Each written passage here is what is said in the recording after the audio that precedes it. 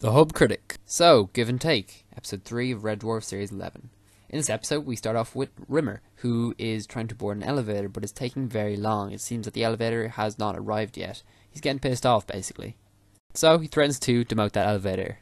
In a scene that follows, Lister, hungover, wakes up, and we hear Rimmer come in, saying that they have found a space station tech-rich, and they should go aboard.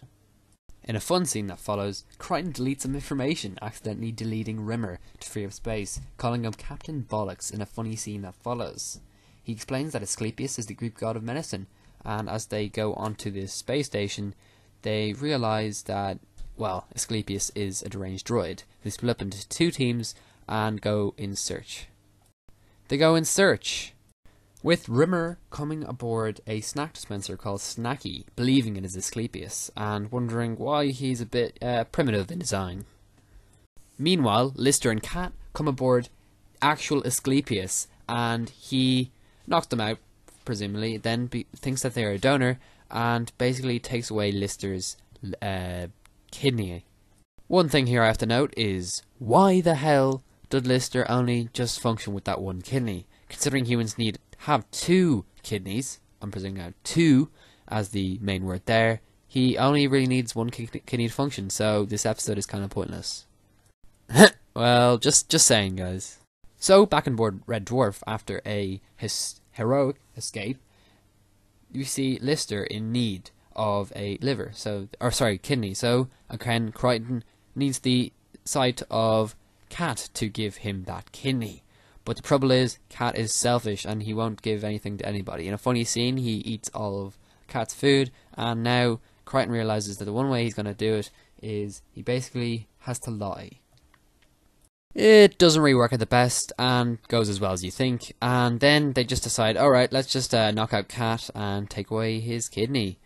But one thing, because Snacky, who isn't actually Asclepius, as they realise, know that, well, he can't actually do the transfusion, which would enable them to, again, copy the kidney into Lister, unfortunately. But Asclepius does actually know some stuff, or should I say Snacky. Now I'm getting them too confused myself. And he recounts how Romero, the person who was killed on board the ship, which I forgot to mention that key detail, is a stasis repairer, and he went back in time and killed him himself. So they decided to do something similar in order to get Lister a kidney, basically, and keep him alive. Long story short, before I bore you all to death, they go back in time. They get a stasis booth, then travel back in time as Snacky somehow finds some way of preparing it, which I don't know why he could have just done that for the kidneys, since he has that technical prowess. And what happens is the crew go back, get the previous Lister, then they take away his kidney, give it to the new Lister, they put that other Lister somewhere else. It all gets a bit, yeah. And basically, how do I explain this? They save the day, and they create some paradox, which in my opinion is kind of weird, and the episode ends with all Listers safe and sound.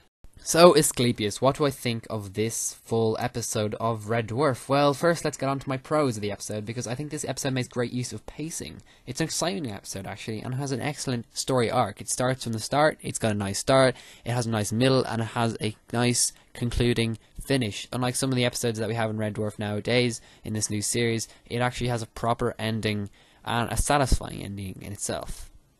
Also, some good humour for all the characters. I think they all had a pretty good night tonight. I think, yeah, Rimmer was a bit annoying, but all in all, they were good. They were all firing on all cylinders, and I say this all the time. I think this was definitely probably where they finally kind of fit in. Like, I feel like all the cast is like fitting well together, gelling well together. Like the previous episode felt a bit, it was good, but yeah, it was just a bit rusty. The first episode as well, very good.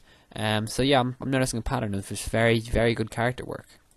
Also, just a great 10-minute opener with a nice sort of action, which is kind of like reminiscent of the heyday of Red Dwarf, Series 5, Series 6, and I really liked it, and it really set the pace for the episode.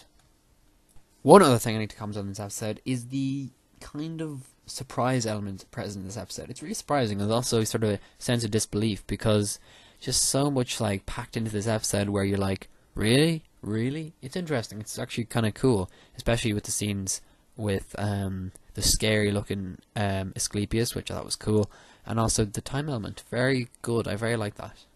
And the negatives episode, which because I'm so lazy, I'm just going to use this one still of Red Dwarf 11 to talk about them. First of all, we have the fact that there was just some really confusing time element to this episode where I was like, what? Could this create a paradox in time? Is it actually possible for this to happen? And just the fact that, you know, it's not exactly well enough explained. It's kind of explained in a short period of time where you can't really grasp it in one sitting. You have to sort of go back for a second sitting, which, yeah, in fact does improve the enjoyment of the episode. So I definitely say watch this episode twice before you judge it really properly. As well as that, I would say that Asclepius needed to become a bit more of the part of the episode because, you know, he's only in the first 10 minutes and it was a bit disappointing because I really liked that character. I wanted to see it expand and maybe have a bit more on the line in the last act of the episode. Maybe, obviously, it can feasibly do it, but maybe him having a problem in the episode in the later half that gives a bit more, I guess, on the line. Because, you know, the only thing that they really had was Rimmer being the main enemy at the end of this episode. But, yeah, honestly, yeah, that as well. One final thing, because, yeah, Rimmer was a bit annoying in this episode, to be honest. Bit annoying, that's it. And that's pretty much it from this episode. I think definitely one you have to kind of watch twice to get a full grasp on. I definitely think that in this episode, it's definitely better than the last episode in my opinion. Obviously, maybe I thought the last episode was good at the start, but I really think this episode, for me personally, it didn't have as much lows as the last episode. It definitely didn't have some periods where I was just like, I hate this episode, or some really bad points to it. It was all kind of good, and I really liked that. Another thing that I'm going to really dwell on and saying that was bad, I thought it was good. Also, I think that it also takes aboard, you know, the different elements of Red Dwarf that I really like. It has a nice balance, just like episode 120 between the sort of action at the start of the episode and the nice, you know, talk at near the middle, and of course back into action again in the latter half. It's kind of like my ideal sort of episode, I think. And I think that I really like this episode. Definitely more a rewatch. I'm starting to notice that. And I think the crowd agrees with me. I think this one's a good episode to watch. If I were to give it a, you know, mark out of 10, I'll probably go with an 8.5. I think it was a really good episode, and I think I really enjoyed it. If I get the last episode 8.5, then I'm probably a hypocrite. I'll probably debunk the last episode down to a 7, possibly 7.5.